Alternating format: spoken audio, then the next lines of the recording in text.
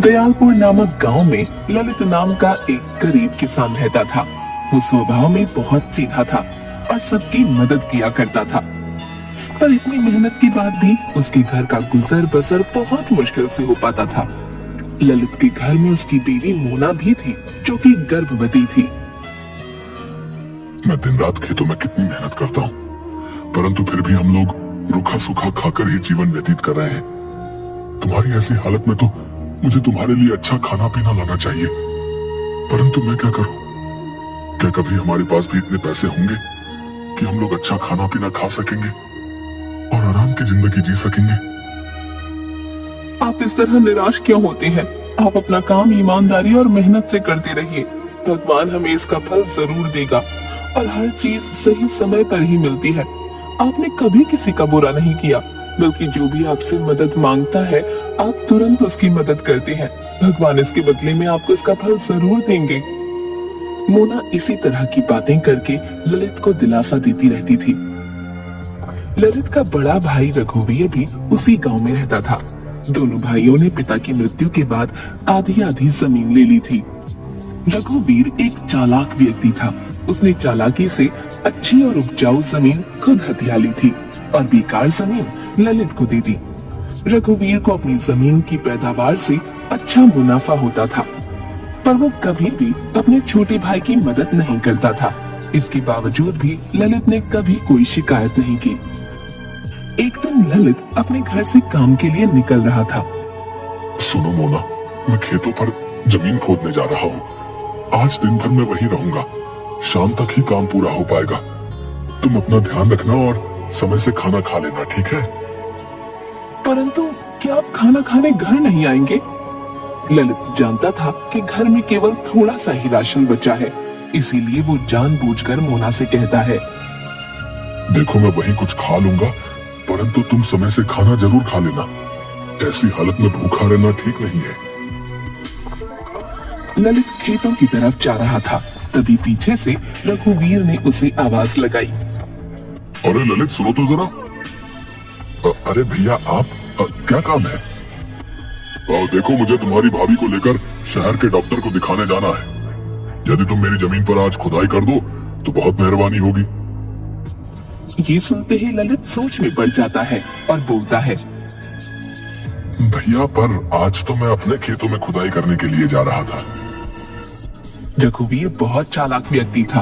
वो बातें बनाकर ललित को अपने जाल में फंसा लेता है। अरे भैया, आज मेरे खेतों में खुदाई होना बहुत जरूरी है और तुम्हारी भाभी को डॉक्टर के पास ले जाना भी जरूरी है। ये काम इतना जरूरी ना होता तो मैं तुम्हें ना कहता, और फिर मेरा तुम्हारे सिवा है ही कौन? ललित अपने भाई की भावुक बातों में आ जाता है और कहता है, ये तो बिल्कुल ठीक बात है। यदि एक भाई दूसरे भाई के काम नहीं आएगा तो भला और कौन आएगा? आप चिंता न करें, मैं आज पहले आपकी जमीन पर ही खुदाई कर दूंगा, फिर कल मैं अपने खेतों में खुदाई कर लूंगा। आप भाभी को लेकर डॉक्टर के पास चले जाएं। धन्यवाद ललित, तुमने मेरी बहुत बड़ी समस्या हल कर दी। ठीक है, तुम शाम तक मेरे खेतों पर खुदाई करके रखना है। मैं शाम तक वापस आ जाऊंगा, है? इस तरह से अपनी बातों में फंसाकर रघुवीर ललित को अपने खेतों में खुदाई पर लगा देता है और खुद अपने काम से निकल जाता है। ललित पूरा दिन मेहनत करके अपने भाई रघुवीर के खेत की जमीन खोद देता है। शाम को रघुवीर अपने खेत देखने आता है तो वहाँ सारी खुदाई हुई देख मन ही मन सोचता है, कितना बेवकूफ है मेरा छोटा भाई। मैंने उसे अपनी बातों में फंसा लिया और उस बेवकूफ ने अपना सारा काम छोड़कर पूरा दिन मेरी जमीन को खोदने में लगा दिया। चलो, मुझे क्या, मेरा तो काम हो गया।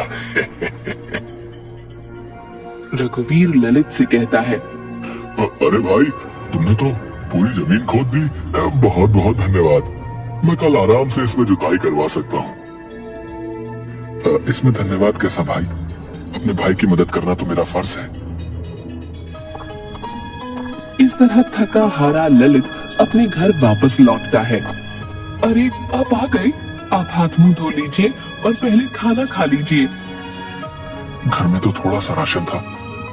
मेरे लिए खाना बचाने के चक्कर में शायद मोना ने दिन भर कुछ नहीं खाया।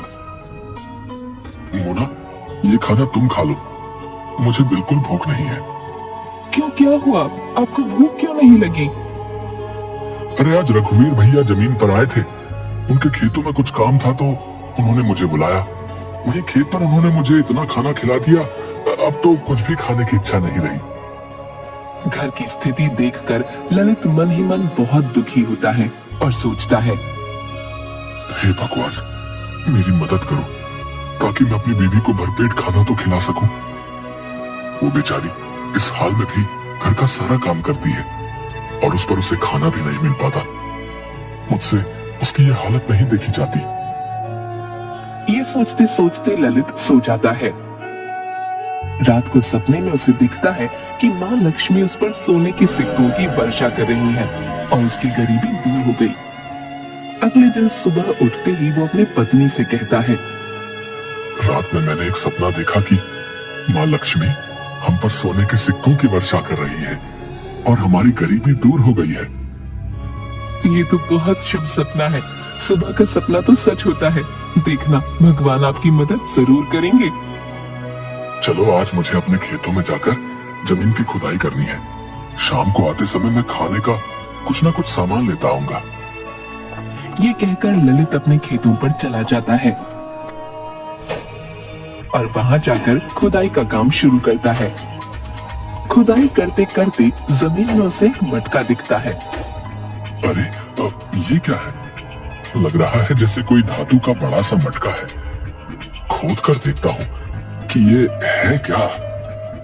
ललित जैसे ही थोड़ी और खुदाई करता है, उसे एक बड़ा सा सोने का मटका दिखता है।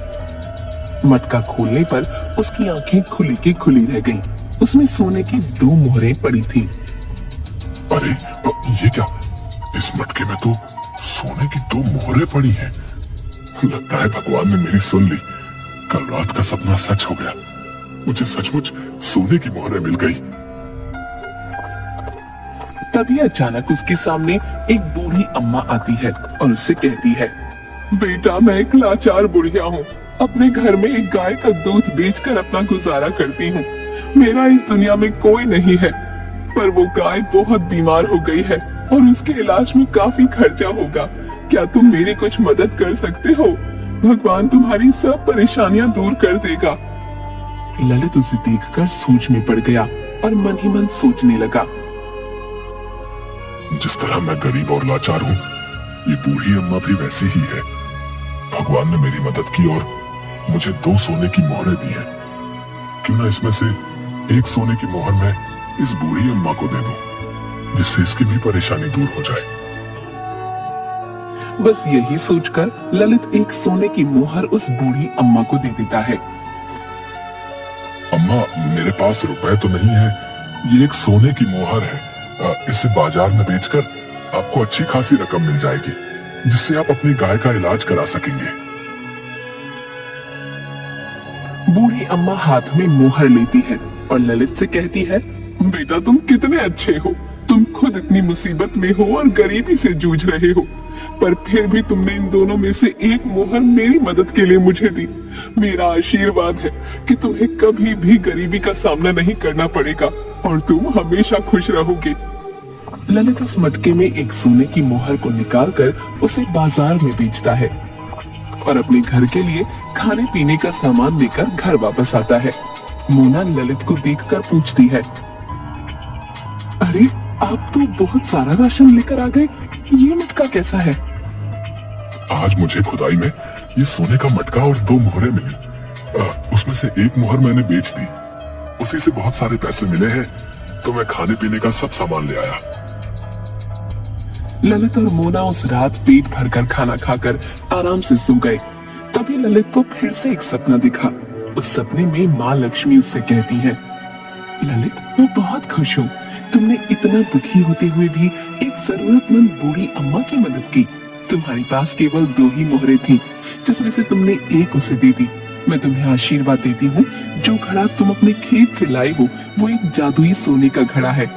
उसमें रोजाना सुबह एक सोने की मोहर आएगी, जिसे बेचकर तुम अपना घर चला सकोगे।